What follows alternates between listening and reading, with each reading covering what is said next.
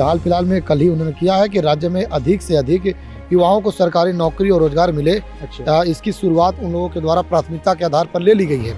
उन्होंने लिखा कि 7 निश्चय 2 के तहत 2020 से 25 के बीच में 50 लाख युवाओं को हमेशा सरकार आप देखा होगा फजीयत होती है परीक्षा को लेकर। आपने देखा होगा कि कई ऐसे माफिया पकड़ाते हैं जो कहीं ना कहीं साठगांठ होता है, पेपर लीक का मामला चलता है। तो इसको लेकर सरकार क्या सावधानी बरत रही है? तेजस्वी यादव ने जिस मुद्दे को लेकर बिहार की राजनीति में अपनी चमक धमक बनाई थी, उस मुद्दे को अब एक बार फिर से नीतीश कुमार भंजा रहे हैं। बाकी नमस्कार, मेरा नाम चंदन भारती है और हमारे साथ बात करने के लिए आज सहयोगी पत्रकार चितरंजन कुमार हैं। आज हम बात करने वाले हैं क्या तेजस्वी यादव जिस मुद्दे को लेकर जनता के बीच में जा रहे थे, कई ऐसे मुद्दे थे, रोजगार के मुद्दे थे, पलायन के मुद्दे थे, उस मुद्दे को अब कहीं ना कहीं नीतीश कुमार उसको बखूबी पूरी करने में लगे हुए हैं। यूं कह सकते हैं उनका भी पहले का जो मुद्दा था, जैसे 7 निश्चय योजना, जैसे कि चितरंजन, इस पर आपको पूरी जानकारी है, मुझे मालूम है, बट मैं चाहूँगा कि बारी बारी से एक एक चीज़ को आप बताएंगे। जैसे कि जिस तरह से 7 निश्चय योजना नीतीश कुमार का था, लेकिन बीच में क्या हो गया था, सरकार शिथिल हो गई थी।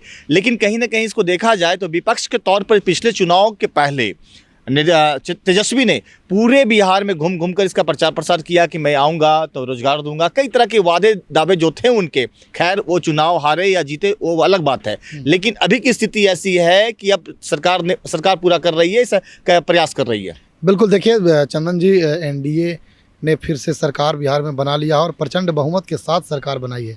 तो ऐसे में और मजबूती के साथ काम करने में, जब पूर्ण बहुमत की सरकार होती है चंदन जी, तो काम करने में सरकार को थोड़ा सा मजा आता है। इस बार भी वही दिख रहा है। जिस दिन से मुख्यमंत्री ने शपथ ग्रहण लिया है और सरकार में आया है, तब से लगातार बैठकों का दौर जारी है। कैबिनेट का भी बैठक हुआ और कई तरह की बातें आई। नीतीश कुमार जब कोई चीज़ करते हैं तो उसे अपने सोशल मीडिया पर पोस्ट भी करते हैं। उन्होंने एक पोस्ट अभी हाल फिलहाल में कल ही उन्होंने किया है कि राज्य में अधिक से अधिक युवाओं को सरकारी नौकरी और रोजगार मिले। अच्छा। इसकी शुरुआत उन लोगों के द्वारा प्राथमिकता के आधार पर ले ली गई है। उन्होंने लिखा कि 7 निश्चय 2 के तहत 2020 से 25 के बीच में 50 लाख युवाओं को सरकारी नौकरी एवं रोजगार दिया गया है। यानी कि जो वादे तेजस्वी प्रसाद यादव चुनाव के पहले करते थे कि मैं आऊँगा तो रोजगार दूंगा, पलायन रोकूंगा, सरकारी नौकरी दूंगा, प्रत्येक घरों में दूंगा, तो नीतीश कुमार ने यह बता दिया है कि हमने पिछले चुनाव से पहले ही हमने 50 लाख युवाओं को नौकरी 7 निश्चय योजना पार्ट 2 के तहत दिया है। लेकिन अब अगले 5 वर्षों के लिए जो 25 से 30 है, उसमें 1 करोड़ युवाओं को नौकरी एवं रोजगार का लक्ष्य निर्धारित किया गया है। जैसा कि मालूम चला है कुछ रिक्तियां भी मंगाई है, मतलब सरकार से पूछिए कहाँ कहाँ रिक्त है, खाली कहाँ पर है। बिल्कुल, देखिए सरकार से मंगाया है उन्होंने। साफ तौर पर सामान्य प्रशासन विभाग उनके पास है, तो उन्होंने और संबंधित जो जिला पदाधिकारी हैं, प्रशासनिक पदाधिकारी हैं और जो भी प्रशासनिक खेमा है, उसको उन्होंने साफ तौर पर निर्देशित कर दिया। सभी प्रमंडलीय आयुक्त, पुलिस मुख्यालय के अधीन सभी कार्यालय एवं सभी बिहार के जिला अधिकारी हैं, उनको निर्देशित किया है कि सामान्य प्रशासन विभाग को रिक्तियों से संबंधित अधियाचना जो है वो 31 दिसंबर 2025 यानी कि इस साल के अंतिम दिन तक उपलब्ध करा दे, ताकि सामान्य प्रशासन विभाग प्राप्त अधियाचनाओं को यथाशीघ्र जांच कर संबंधित विभाग में नियुक्ति आयोगों को भेज सके।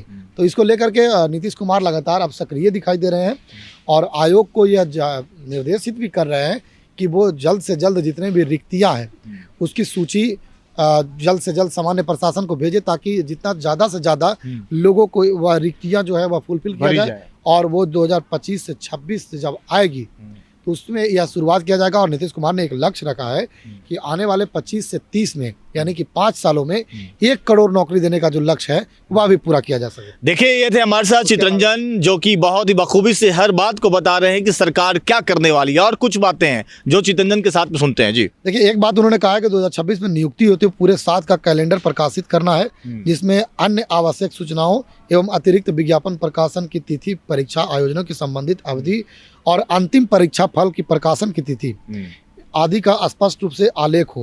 उन्होंने ये कैलेंडर बनाने की बात कही है। उसके साथ ही साथ परीक्षा आयोजन से संबंधित उन्होंने कहा है कि सभी परीक्षाओं को पारदर्शी एवं स्वच्छ तरीके से संपन्न कराना। देखिए, हमेशा सरकार आप देखा होगा फजीयत होती है परीक्षा को लेकर। आपने देखा होगा कि कई ऐसे माफिया पकड़ाते हैं जो कहीं ना कहीं साठगांठ होता है, पेपर लीक का मामला चलता है। तो इसको लेकर सरकार क्या सावधानी बरत रही है? देखिए, उसी को उचित रूप से जो रोकथाम को लेकर के, क्योंकि सरकार इस मुद्दे को लेकर के काफ़ी फचयत झेल चुकी है। अब विपक्ष इस मुद्दे को लेकर के काफ़ी भंजाया, विपक्ष का काफ़ी हमलावर भी रहा कि कोई भी परीक्षा होती है तो पहले ही पेपर लीक हो जाती है। उससे काफ़ी आक्रोशित छात्र छात्राएं भी दिखे। पटना में इसके खिलाफ में धरना प्रदर्शन भी हुआ, पुलिस को लाठी भी चटकानी पड़ी। इसको लेकर के सोशल मीडिया पर, मीडिया में इन सभी चीज़ों को चुनाव के दौरान वायरल भी किया गया। तो उस पर नज़र जो था वह मुख्यमंत्री को और सामान्य प्रशासन और सभी नेताओं को गया है। तो उसके विरुद्ध भी अब जो है वो जांच एजेंसियां और उसके अलावे जो नियुक्ति आयोग एवं चयन एजेंसियां होती है उसको निर्देशित किया गया है कि परीक्षाओं में अनुचित साधन की रोकथाम के लिए सख्त और तत्काल कार्रवाई की जाए, ताकि परीक्षा में किसी भी प्रकार की अनियमितता पाए जाने पर ओवरऑल देखा जाए, चिन्हित कर लिया जाए और सही समय पर उन्हें दंडित कर। ओवरऑल देखा जाए तो इस बार मतलब बाहर आने वाला है नौकरियों की। बिल्कुल 1 करोड़ की बात खुद नीतीश कुमार कर रहे हैं, अपने सोशल मीडिया के पोस्ट पर वो लिख रहे हैं। तो कहीं ना कहीं इस बार नौकरियों की बाहर बिहार में आने वाली है, क्योंकि तेजस्वी प्रसाद यादव ने कहा था कि हम अगर सरकार में आते हैं तो प्रत्येक घरों में एक सरकारी नौकरी देंगे।